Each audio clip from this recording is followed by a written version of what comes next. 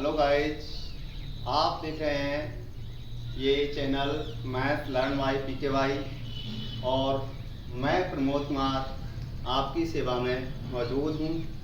मुझे उम्मीद है कि अभी तक मैं आपके लिए दो सम समझा चुका हूँ और आपकी समझ में आए होंगे और मैं आशा करता हूँ कि आपकी समझ में आते रहेंगे। तो देखिए, मैं नेक्स्ट क्वेश्चन आपके लिए समझाने जा रहा हूँ। तो ये आप देख रहे हैं कि निम्नलिखित रैखिक समीकरण को रैखिक समीकरण के युग्म में बदल करके हल कीजिए। अब इस समीकरण को युग्मों में बदलना है, इसका मतलब यह है कि ये रैखिक समीकरण नहीं है, इसने बोला है रैखिक समीकरण में बदलना। अब कोई भी समीकरण नाम देते हैं तो समीकरण के रूप में तो मौजूद है, परंतु रैखिक समीकरण नहीं है। रैखिक समीकरण उसे कहते हैं बेटा जिसमें x प्लस y इक्वल में कोई भी डिजिट हो, यानी कि एक रैखिक के रूप में हो, एक रेखा के रूप में हो। तो आप इस रेखा के रूप में चेंज करने के लिए इसको हम देख रहे हैं कि ये अपॉन में लिखी हुई है, इसलिए हम इस चरराशि के स्थान पर कोई चरराशि अपॉन में होती है, रेसिप्रोकल के रूप में होती है, उसको सरल करना होता है बेटा। तो सरल करने के लिए हम उसके स्थान पर प्रतिस्थापन विधि को प्रयोग करते हैं। देखिए यहाँ पर माना 1/x इक्वल a मान लेंगे बेटा और 1/y इक्वल हमने b मान लिया। आपका मन है आप भी कुछ भी मान सकते हो, कोई जरूरी नहीं है a और b को माने, आप अपने नाम की स्पेलिंग भी मान सकते हैं। ठीक, आपने देखा 1/x के बदले में तो आपका a आ जाएगा, अपॉन में ये वाला 2 आएगा, क्योंकि मैंने 2 के स्थान पर नहीं माना, क्योंकि 2 की कोई बात नहीं की है। प्लस का साइन ये वाला 1/y के बदले में b आ जाएगा, अपॉन में ये वाला 2, 3 है, 3 रहेगा इक्वल में 2 है, 3 2 ये आपका मौजूद है।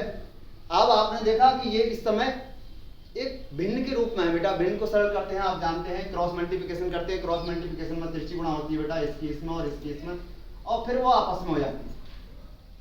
इसके आधार पर आप देखेंगे कि इसका तिरछा 3 होगा तो 1 गुणा 3 में करेंगे तो 3 हो जाएगा, और b का तिरछा 2 है तो 2 से गुणा करेंगे तो 2 की b में करेंगे तो 2b हो जाएगा। अपॉन में इनमें मल्टीप्लाई आपस में होगा तो 3 दूनी 6, 3 दूनी 6 बोलो, 2 दिया 6 बोलो, बातें की है ना। बराबर में कितना है 2, आप 2 है, आप इस 2 के लिए आपने देखा ये 6 बटे में है, इधर गुणा में पहुंचेगा, गुणा करेंगे 6 दूनी 12, इसकी मल्टीप्लाई हो जाएगी यहाँ पर, तो यहाँ हो जाएगा 3a प्लस 2b इक्वल में हो गया 12, समीकरण नंबर 1। इसी क्रम में आप नेक्स्ट वाली में देखेंगे, इस युग्म में देखेंगे 1/x इक्वल में क्या है 1, और a आपने मान लिया, अपॉन में है 3 को 3 रखेंगे हम, प्लस 1/y के बदले में b आएगा, जैसा कि मैं आपने बताया कि अभी पिछली वाली समीकरण में। अपॉन में 2 है तो 2 रहेगा इक्वल में 13/6 है, 13/6 लिख देंगे आप। 13/6 लिखने के बाद आगे सॉल्व करेंगे। इसे सॉल्व करने के लिए हर समान करेंगे, क्रॉस मल्टीप्लिकेशन आपने सीख लिया है। a की मल्टीप्लाई 2 में करेंगे तो 2a हो जाएगा बेटा, और b की मल्टीप्लाई 3 में करेंगे तो 3b हो जाएगा। आपस में गुणा करेंगे, 3 दूनी 6 होता है, 13/6 हो गया। जब कभी भी बराबर के साइन के इधर उधर कोई डिजिट सेम हो तो वो है सेम डिजिट कट जाती है, 6 से 6 कैंसिल हो जाएगा, 2a प्लस 3b इक्वल 13, समीकरण नंबर 2। अब इस समीकरण को आप विलोपन विधि से सरल करेंगे। विलोपन विधि से सरल करेंगे तो आपको ये ध्यान देना है बेटा, एक चरराशि के गुणांक बराबर करते हैं। चरराशि देखा हमने, b का वैल्यू यहाँ पर गुणांक है 3, इसका गुणांक है 2, बराबर नहीं है, इसको बराबर करना है। बराबर करने के लिए मुझे क्या करूंगा, इन अंकों की आपस में गुणा कर लूंगा।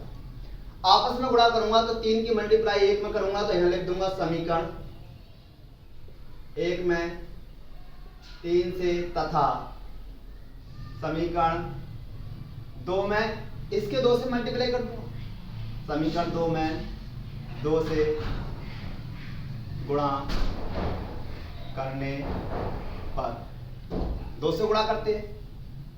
अब 2 से गुणा करेंगे बेटा, यहां देखते हैं समीकरण 1 में तो 3 से गुणा किया है, समीकरण 1 में 3 से गुणा करेंगे, 3 3 कितना हो जाएगा बेटा 9, प्लस, अब प्लस का साइन ये वाला आया, फिर 2, अब 2 में गुणा करेंगे 3 से तो 3 दूनी 6, और 3 की गुणा करेंगे तो 3 12 36, समीकरण नंबर 3।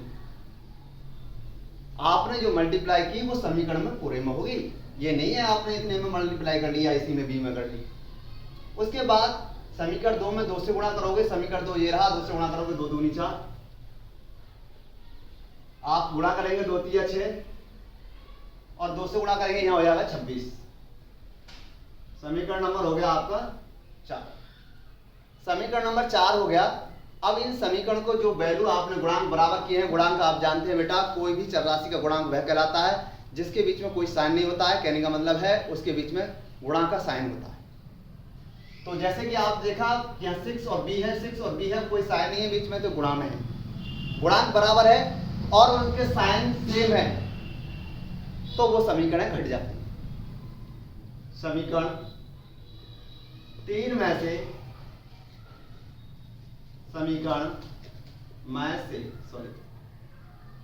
ये हंसक चिन्ह लगा करके आप जो त्रुटि हुई है उसको लिख सकते हैं। ये हंसक पद आपने पढ़ा होगा हिंदी में। आप समीकरण 4 को घटाने पर घटाएंगे बेटा, 4b घटाओ 9b में से तो 5a बचेगा। 9a में से 4a घटाएंगे तो 5a बचेगा।